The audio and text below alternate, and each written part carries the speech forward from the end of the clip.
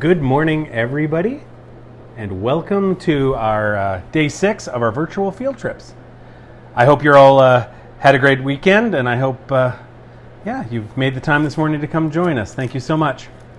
My name's Chris Matson. I am the general manager here at the Grist Mill and Gardens, a beautiful historic site in the Similkameen Valley.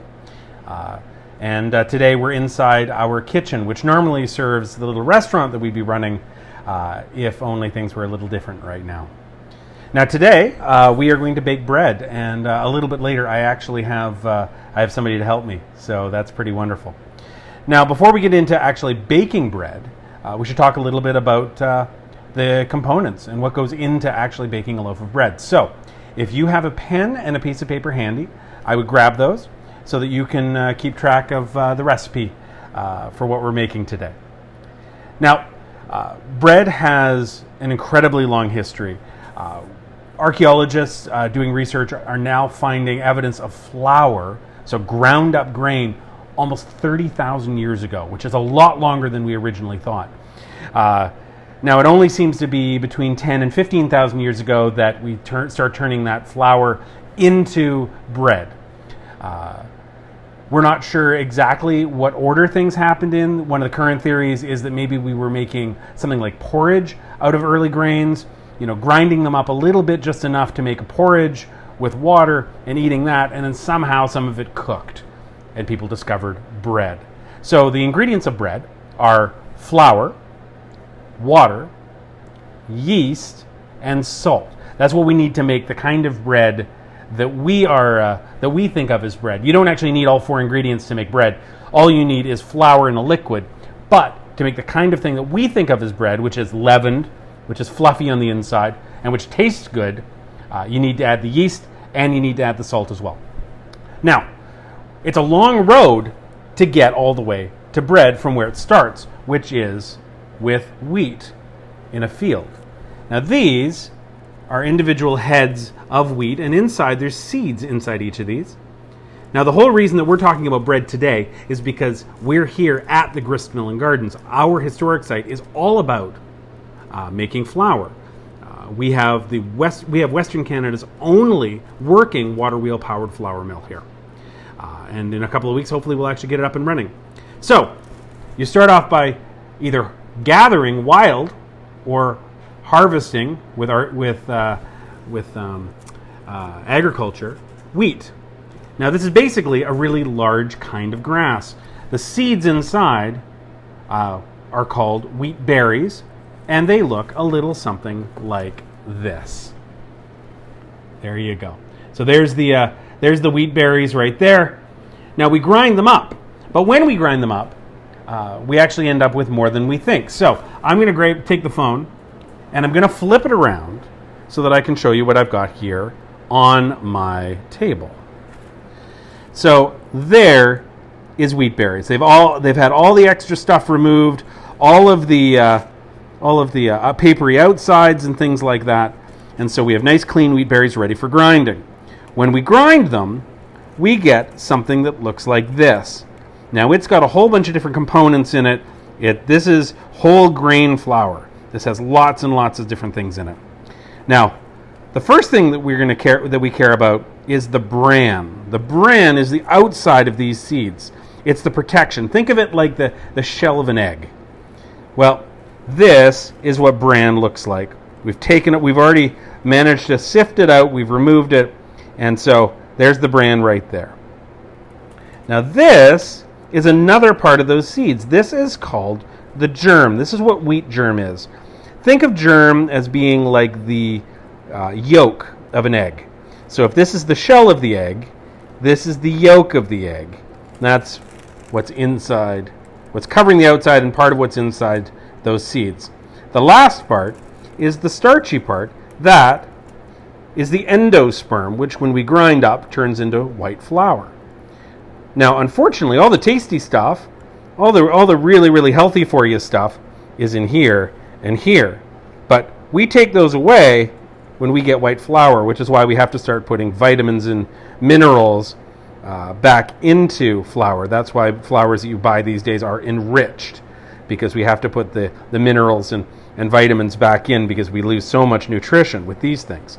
The thing is, especially with this stuff, the wheat germ, it's full of oil. And those oils go bad fairly quickly. So real fresh flour, fresh ground flour like this coming out of our mill, actually only lasts about 2 weeks. Well, if it only lasts 2 weeks, it's not going to be very good to us for very long unless we keep it refrigerated or frozen and definitely out of the air. So that's one of the reasons that we started to remove wheat germ.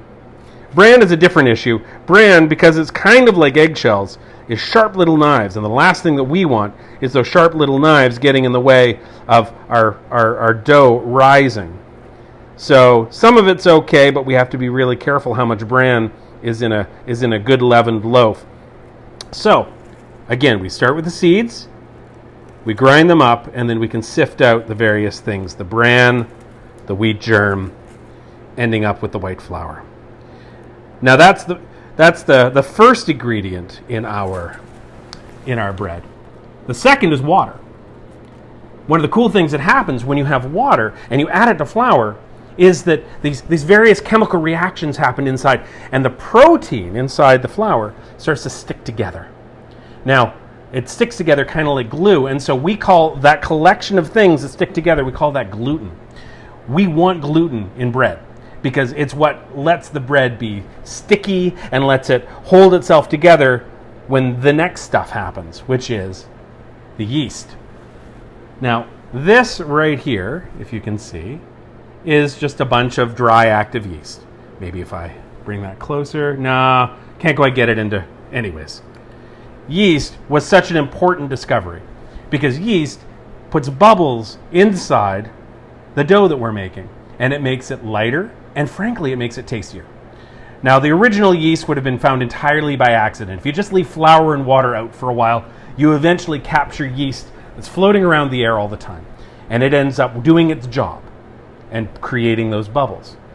Later on, we realized there were different kinds of yeast, and one kind of yeast might be really good for turning grape juice into wine or turning grain water into beer.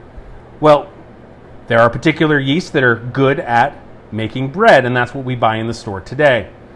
So what actually happening inside the yeast is, think of yeast as little tiny creatures. Their job is to go into that flour water mixture, find the sugar, and eat it.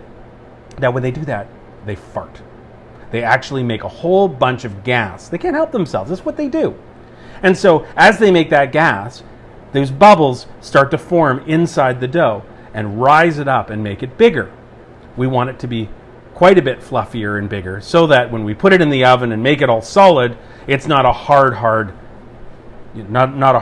puck. It's actually something fluffy and delicious.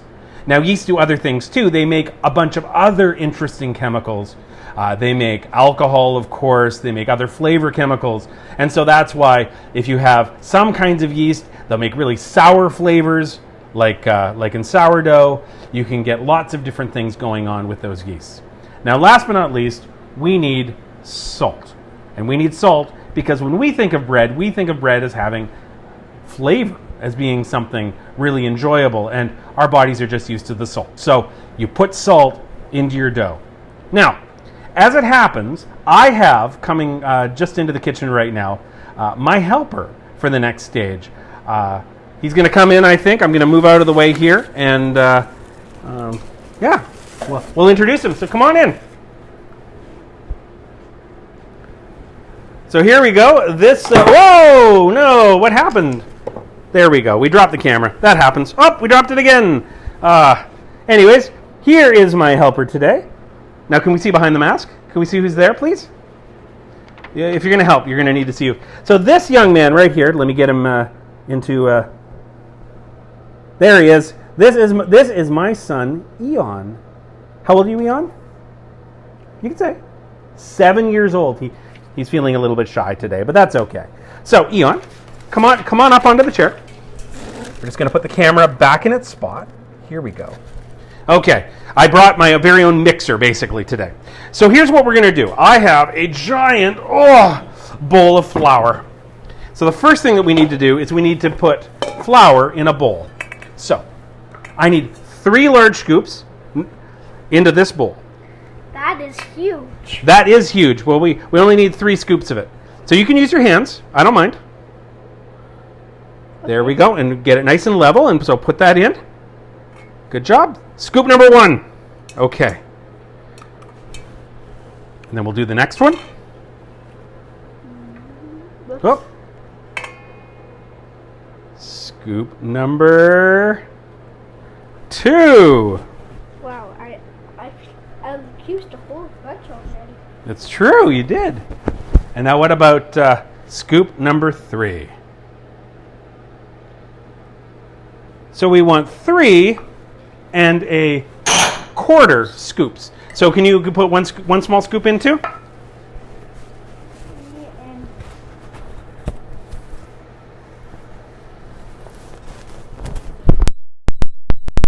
All right. Now, one of the problems with live videos is when you realize in the middle that you need to grab something. So you just stay here for a second. I just need to grab some water. Just 1 second. Maybe you can sing a song or something. Or not. Or just make funny faces in the camera. That works too. All right. Sorry for the delay, everybody. That's my kid. All right. Let's put the microphone back on. Hello back into my shirt. Sorry about that. We'll edit that out when we put it on YouTube. Okay. So we now have 1.5 cups of water. And to that, do you want to keep helping, dude? Or are you all done? I want to keep on helping. Okay. So now that we've got our flour, our next step, hello, is to put in yeast. Now, we're going to actually put the yeast into the water because dry yeast like this, we need to be able to show that it's still alive. And so to do that, we are going to put it in the water first and let it soak for a little bit. And we're going to prove that it actually is still alive. So I need 2 spoonfuls, please, of that. And you can just put them right in there. He's measuring very carefully in case you can see here. Okay, so put it right into the water. 1 and 1 more. And this smells bad. It smells bad? You don't like the smell of the yeast? Yeah, it doesn't smell right. Okay. All right, so we've now got our yeast in there. And the last ingredient is the salt. Oh, sorry. Come here. Wow. It's hard. It's hard doing this video. So we're going to let that sit for a second. Last thing we're going to do is we're going to take some salt, and we're going to put the salt in the flour. So 2 teaspoons, nice and flat. So we're going to measure that really carefully here. There we go. Good. And put it in. Put it in the flour. It's okay. It doesn't have to be perfect. Nothing has to be perfect. It's still going to be tasty just the same. So 1 scoop and 2 scoops. Very good. Okay. That's all. No, just 2. We don't. I know. That's how much I missed. I know you like salt, but it's good. That's how much I missed. That's how much you missed. Okay, let's put just a little tiny scoop in more there. There you go. Oops. That's okay. Put it in. All right. It's really hard doing this. It is really hard doing this. Now that we've got our yeast in our water, we're just going to give it a little bit of a mix here and just make sure that it dissolves. So dry yeast is actually live yeast in the middle and dead yeast on the outside. They make these little pellets so that it protects the live yeast. And so this is one of the reasons we want to soak it in water so that we let them dissolve so the active yeast in the middle can start doing its job. So it's already starting to bubble just a little bit. So Mr. Eon, Mr. Kid, if you wouldn't mind, grab a spoon from over there. Any spoon you want. You're going to grab a spoon. That's a perfect spoon. And now we're going to mix this together. So we have our flour water mix right there. Our flour and salt. We have our yeast and our water. And we're going to mix them together. Okay? So mix. Now some doughs require lots of kneading. This is not one of those doughs. This is a perfect dough to do with a kid because all you have to do is mix it. And it's going to stay pretty wet and pretty shaggy, and that's fine by us. So we're going to just mix this up. Oh, you're doing awesome, dude. This is hard. It is hard. I can take a turn anytime you'd like. Do you want me to take a turn? But I'm your mixer. Well, you are my mixer, but you let me know if you want help. Are you? About the spoon and help me. Well, I actually use the same spoon. Okay? So here we go. So we're just going to give this a good mix. Okay. Oh. And you can probably see that it's starting to get a little shaggy. So this is now flour, water, yeast, and salt. The basic ingredients of making a good, tasty bread. And we want to try and get all the flour mixed in there. Now, if you find that you don't have quite enough water in there, what's probably happened is you just need to let it sit for like a minute or two, let the water redistribute itself. There's probably a pocket of water in the middle where it's really soft and goopy, and so just letting the water move around a little bit on its own. But it looks like I have a perfect little pile of dough right here. This is great. So now all I have to do is let that sit for a while. We're going to let it sit, and here, we'll move this just a little bit. There we go. We're going to let it sit, and we're going to let it double in size. We want it to get a lot bigger because all those yeast are going to be eating the sugar and doing their farting just like we wanted them to do. Now, okay, no, I don't want, not right now, dude. Not right now. All right. Now I've got one that's already done here, ready to go. So what we're going to do is we are going to put this onto a baking sheet. Let's see here. So we've got our baking sheet. I'm just going to grab some parchment paper, which is over here. Come join me for the ride. All right. Now, you don't have to use parchment paper, but it definitely helps keep things from sticking. So we're going to put the parchment paper down just like that. And then we're going to put the dough on. So, okay. Now this one has already risen for a while, so it actually has some bubbles in it. Well, it doesn't feel like it. It doesn't feel like it's done a very good job yet. If you find that, that just means the yeast hasn't had enough of a chance to work. That means just cover it with saran wrap and let it go for a longer period of time. Now, as it happens, I did all of this earlier. And so right now, in this oven behind me, I have a couple of amazing loaves of bread ready to pull out. So why don't we go straight to that stage? Let's pull these out right now and take a little look at what we've got. So I have here,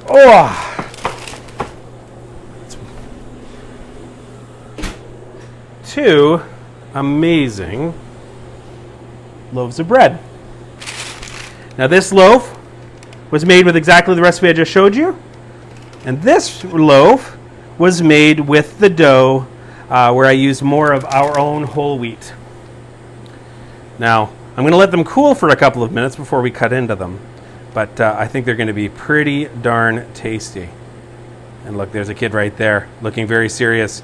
He was wanting to make silly faces, and I wasn't letting him on the camera.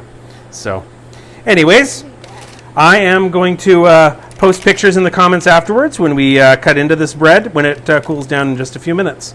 Anyways, 3 1/4 cups of flour, 1.5 cups of water, 2 teaspoons of both yeast and salt, mixed all together